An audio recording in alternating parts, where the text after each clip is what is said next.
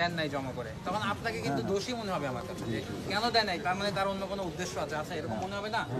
আর এই অস্ত্র যদি আপনার হাত থেকে চলে অন্য কারো কাছে চলে যায়, এটা কিন্তু আমার জীবনের জন্য হুমকি, আপনার জীবনের জন্য হুমকি। ঠিক আছে, আমি হয়তো আপনার সামনে এরকম খালি অবস্থায় আসতে পারতাম না, আমাকে একদম গিয়ার টিয়ার পরে আসতে হইতো যদি এই অস্ত্রগুলা অন্য কারো হাতে থাকতো যার ক্ষতি করার ইচ্ছা আছে।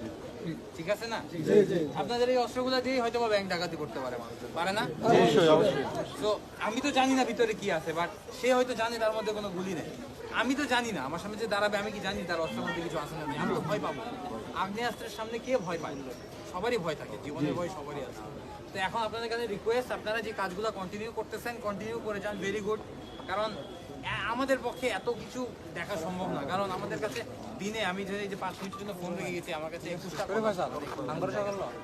সব জায়গায় তো আমার মধ্যে যাওয়া সম্ভব না। এখন আপনারা যদি ইন্ডিভিজুয়ালি গ্রুপ ওয়াইজ ওই জায়গাগুলোর দায়িত্ব নিয়ে নেন,